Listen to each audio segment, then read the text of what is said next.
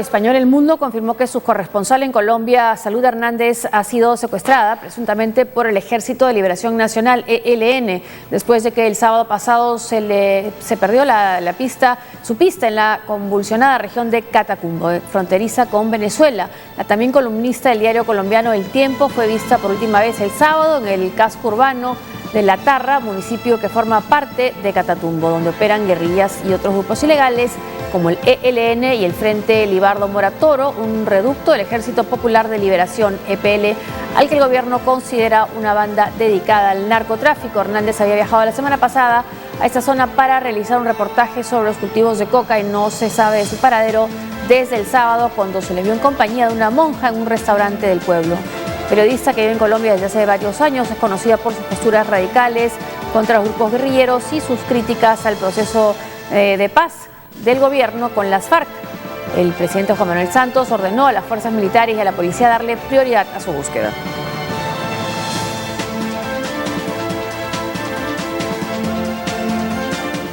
Esta periodista, que es la corresponsal del diario español El Mundo, también tiene una columna en el diario El Tiempo. Es una crítica feroz, la ha calificado el mismo presidente Juan Manuel Santos a su gobierno y a su proceso de paz con las FARC.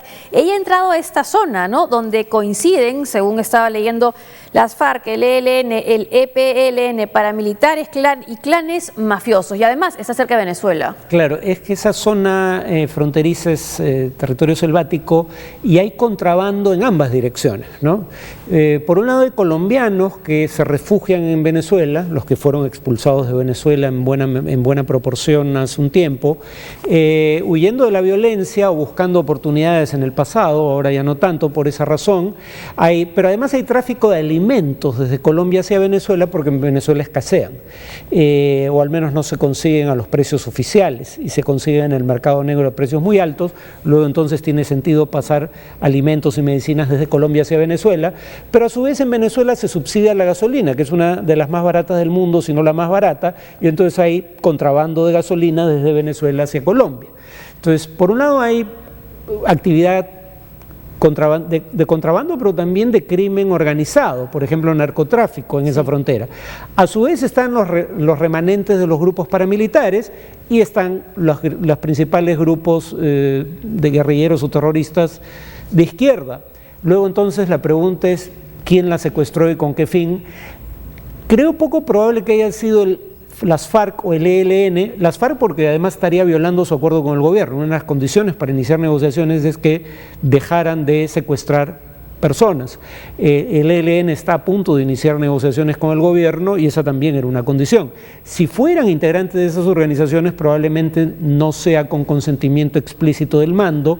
Lo interesante hasta ahora es que no hay reivindicación. Si fuera una organización que pretende tener una dimensión política o una agenda política, habitualmente reivindica el hecho. El que no haya habido reivindicación probablemente implica que está en manos de organizaciones más bien estrictamente criminales. Igual de peligroso. Y ya, ahora esto de los ex paramilitares no, casi tenemos ya una última información. Está secuestrada por el ELN. ¿Podemos poner de nuevo, por favor, esa información? He leído que, según ha confirmado el ejército colombiano, bueno, el ELN y los helenos que le dicen son los que tienen como recurso de financiamiento los secuestros principalmente. Pero el ELN está en proceso de negociar y una de las condiciones con el ELN, igual que con las FARC, era cesar los secuestros. Era condición previa al inicio de una negociación. Tengo entendido que es algo a lo que ya se habían comprometido. Yo presumo que si es el ELN, si es el alto mando, deberían liberarla, honrando los compromisos que han asumido con el gobierno, no porque sean una organización que tiene la hidalguía de cumplir el derecho internacional humanitario, sino sencillamente porque quiere negociar y sabe que esa es una condición.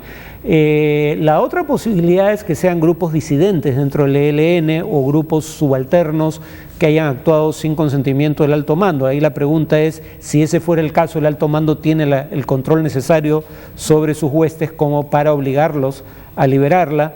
En fin, solo cabe especular. En todo caso, si esto ocurrió con consentimiento del alto mando del ELN, es claramente una violación de aquello a lo que se comprometieron. Vamos a Brasil. Hubo movilizaciones contra el presidente interino de ese país, Michel Temer. Los manifestantes tenían planeado llegar a la casa del mandatario, lo que fue impedido por la policía. Los brasileños protagonizaron una nueva jornada de protesta en rechazo a la separación de la presidenta Dilma Rousseff de su cargo y del gobierno interino de Michel Temer. Golpistas fuera y vuelve querida fueron las consignas que corearon frente al Palacio Presidencial de Planalto en Brasilia, quienes respaldan a la mandataria contra la que se lleva a cabo un juicio político, calificado como golpe de Estado por la falta de pruebas que demuestren su culpabilidad.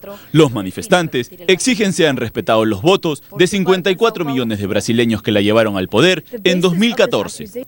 Por otro lado, critican que el nuevo gabinete ministerial elegido por Temer esté conformado por bandidos y que excluya a las mujeres. En Sao Paulo y otras ciudades brasileñas también se concentraron para exigir sea respetada la democracia. Feministas, estudiantes y diversos colectivos sociales se reunieron para rechazar al equipo ministerial de Temer, con el que no se sienten representados, especialmente luego de que fueran eliminadas varias carteras. El Senado aprobó el proceso de juicio político contra Dilma Rousseff en la madrugada de este jueves con 55 votos a favor, 22 en contra y una abstención, con 78 de los 81 miembros del cuerpo colegiado.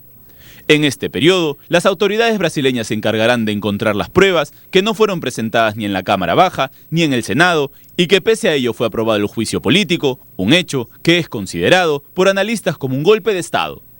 La acusación contra Rousseff es la supuesta violación de normas fiscales al presuntamente incurrir en maniobras contables ilegales para maquillar los resultados del gobierno de 2014 y 2015, modificar los presupuestos mediante decretos, acumular deudas y contratar créditos con la banca pública.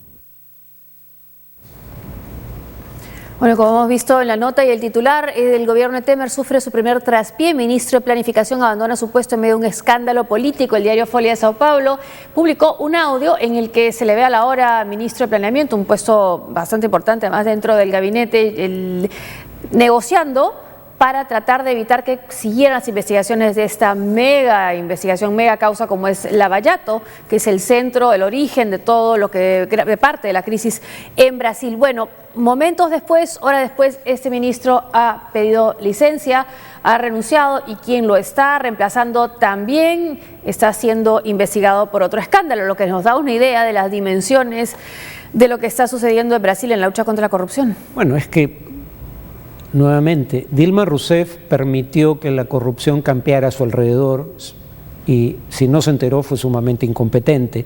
En todo caso, nadie la ha acusado formalmente de corrupta. Y quienes la destituyeron, no por cargos de corrupción, sino por otros temas, sí están o acusados o investigados por corrupción. En el Congreso, cuando menos, ¿no?